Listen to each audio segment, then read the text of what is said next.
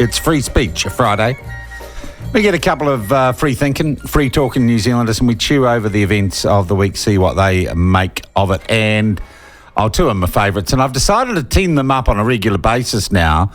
My two favourite publicans, Alistair Boyce from the Backbencher pub in Wellington, opposite Parliament, and my old mate Leo Molloy from the new HQ down at the Viaduct in Auckland. How are you fellas? Leo, you well?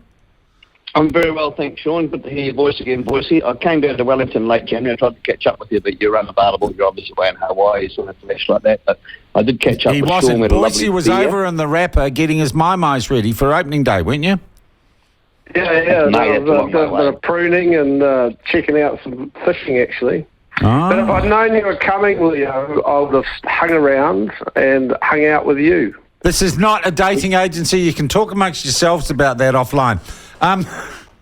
Firstly, I just want to mention, I know, Leo, last time I was up in Auckland, you were having a Super Bowl Monday thing at HQ. And actually, funnily enough, Alistair, I popped in and I had literally a raspberry and Coke and watched a little bit of the Super Bowl at your place on Monday before I went off to the post-cabinet press conference.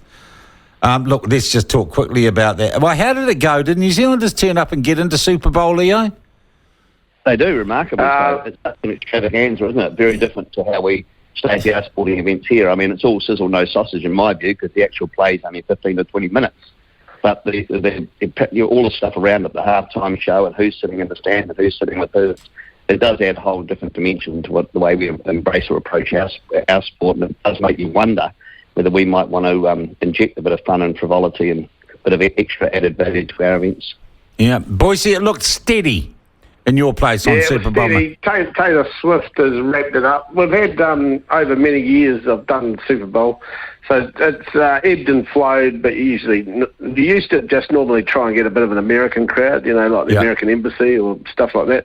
Now it's got a much more of a general appeal, and I think Leo's right. It's on the back of a lot of entertainment, and I think we could learn some lessons from that, because I find it a bloody yawn fest. It's not my cup of tea as a sport. All right. Well, look, put it this way. I left just after the 49ers had made their last touchdown, so they were ahead and looking good. I walk over to the Beehive, and I go to a press conference where Simeon Brown and what's his name? Chris Luxon, they axe for Three Waters. They say we're going to deliver on that promise. Three Waters, the co-governance involved is over. And we've got this new way of allowing councils to come together and collectively form organisations that will sort out our water problems. You sold on it, Leo?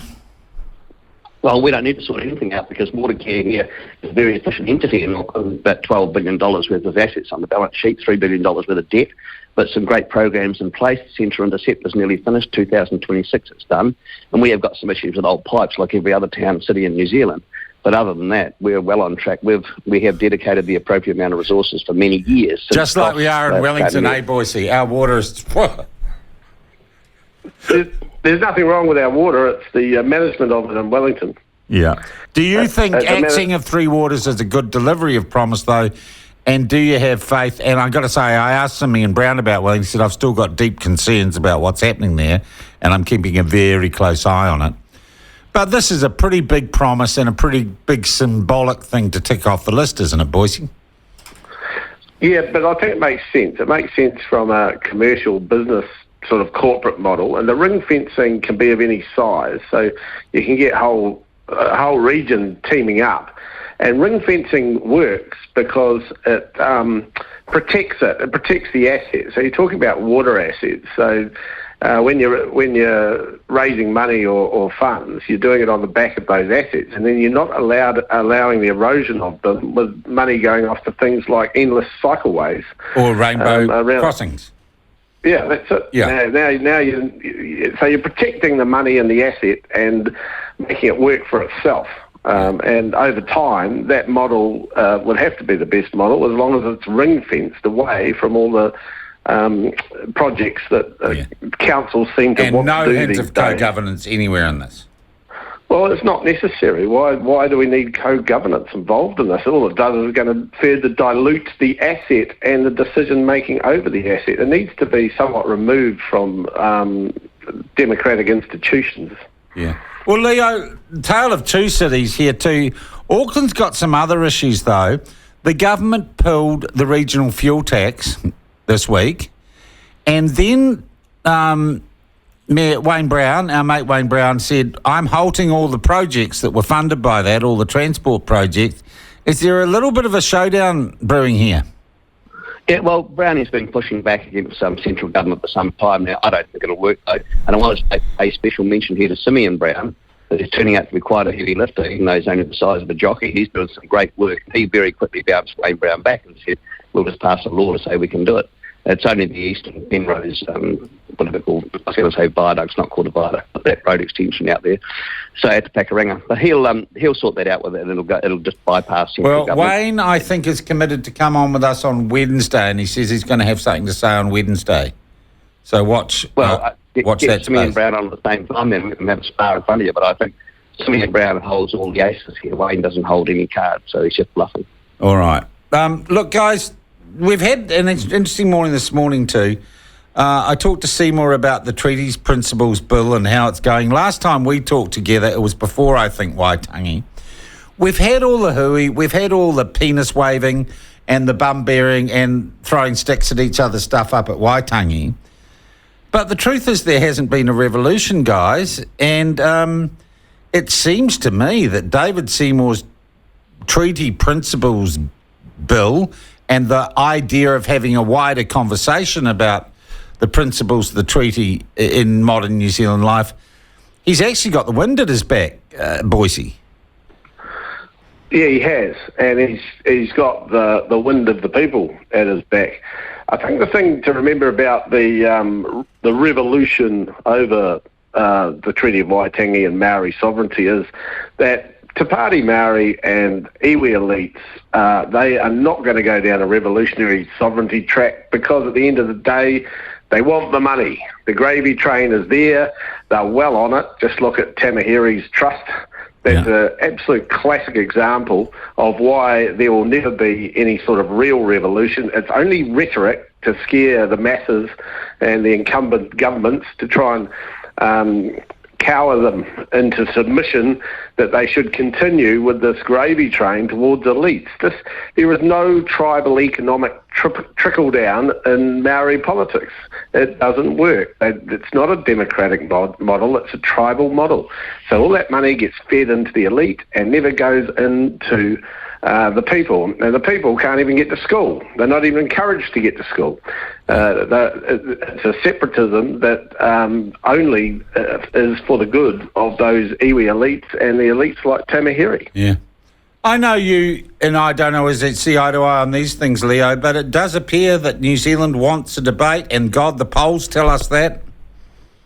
Yeah, the Curia poll is sending a very loud clear message from the silent majority. Having said that, it was JT's birthday this week, by the way. He was 65. He's got the gold card now, so good on you, JT. And Waipurera Trust, whilst at face value some of those salaries may seem exorbitant, extravagant, the reality they don't is just seem it at face value, they seem at every frickin' value to every average New Zealander, Leo. Well, it depends how much work for the average New Zealander, that is true, but it depends how much work you're doing, how much heavy lifting you're doing. If, is your salary commensurate with Mike Hosking, for example? You've got to look at the... No, and I work far harder, but I'm not a legacy media superstar, mate. Yep. You can't just make a blanket statement, though, saying that all the Maori elite are taking the money. That's not true. What we're lacking in New Zealand here, we need to have an honest debate about the treaty principles, and there's no reason why we shouldn't have a debate. Any debate's good about a contentious issue. But we need to have some sort of statesmanship and leadership emerge from it and then make a decision where we want to go forward as a country. We have to get over the politics of division, and that's what we're practising at the moment. It's not healthy for the country. Well, I'll tell you what, I don't think David Seymour is. He's inviting everyone to debate, and the loud elites and everything that Boyce, the gravy trainers that Boyce talks about, they're just screaming racist. Well, there's a small group of radicalised left-wing who are screaming racist, but they're in developing the negative side of their brand, and you can't develop a whole brand beyond about 3% of appeal if you're just going to develop the negative side. At some stage in the future, you've got to say, well, let's show some positive leadership, some statesmanship, and let's develop both sides of the brand, and we might become an emerging coalition partner, perhaps. That will happen, but it will only happen after a debate. I agree that Seymour's 100% correct here. We should have a debate, but everybody will have a valuable contribution, and from that, hopefully, something will emerge. It'll either be allowed to be a message defining a way forward, or a person, an individual. We haven't seen a person of that nature for a long time in New Zealand who unites and represents both sides of the equation, but it will happen. Is Luxon that guy, Boyce? Because he's basically, and in our chat with Stephen, Luxon said, no, I'm not going to go past first reading with this. Even Winston Peters said to me this week, he said, look, if something interesting comes out of that select committee process, we could allow it to go further. He's playing a canny game, Winston. Has Luxo backed himself into a corner? I'll give you a boxing analogy. Is he rope a dope, or is he the dope on the rope? So he's got to work it out. So Luxon's playing both ways, and doing that typical game in the middle, and the heavy lifting is Seymour and Winston. So New Zealand First have got a really good strategy of just taking the principles of the Treaty of Waitangi out of everything, okay? Yeah. Good strategy. Seymour's got a great strategy of getting the debate going. The debate, we'll find a solution within the debate, I think, as long as that debate is free and open and we're not all labelled racist and it's not dominated by the people with the power. It's got to be the people's debate and the people's decision. So there's nothing better than a referendum, but what is the referendum? Oh, look, the referendum is yet to be determined. I also need to ask you guys, I've been asking everyone in interview, how much money have you received from the Atlas Network? Leo would have had millions. I thought I was the Atlas Network. But anyway, however, I think that's just typical. That's what the left do when they're desperate. Who was that? Was that Minnie Forbes? Was it? Minnie Forbes, yeah, who has received way more money from us, the taxpayer, for all her mates to make all the programs she makes. She's received over $1 million over time to do her form of advocacy journalism, and that's way more than the Atlas Network spent in our entire region in the last 30 years. From my understanding. I totally agree, but you wouldn't take any notice of that. That's just a little bit of just red herring. Yeah, but look, Chris Trotter put it really well to me today, guys. I'm going to use this quote. He said, the problem with the left these days, it would rather misrepresent the truth than face it. Yeah, and isn't Chris Trotter a marvellous example of the swinging pendulum of politics? He was so far left, he was like Rodney Hyde and Rodney was young. Then they swing to the centre, and now they're moving to the right as they get older and more sensible, more common sense. Well, no, he would say he's in exactly the same position he was. It's just the Labour Party and the left that's moved around him, mate. Well, he may well think that, but as an observer, and I've known Trotter for a few years now, I'm a fan, I think there's a distinct movement from him to traverse the centre ground, if not having a foot over on the right side of the pendulum, in my view. Yeah. What do you think, Boyce? Oh, well, Trotter goes back to my university days when he was the hero and the guru of all of us slightly centre-left acolytes. So we all... Were you... Hang on, Boyce. Yeah. Hang on. Were you a smelly hippie at university? Did you go and do pole science or English or something? He would have been a protester. No, I'm not a protester. I was definitely sort of in the Social Democrat camp, and I haven't shifted either. I'm still a Social Democrat, but the left have gone loopy. They've gone.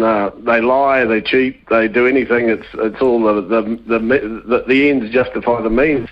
So I'm with Trotter all the way, and a lot of his analysis. And he came up with another cracker this morning. I love that. His analysis is great, and he doesn't lie. He looks at it for what it is. And the left are in serious trouble because they don't look in the mirror.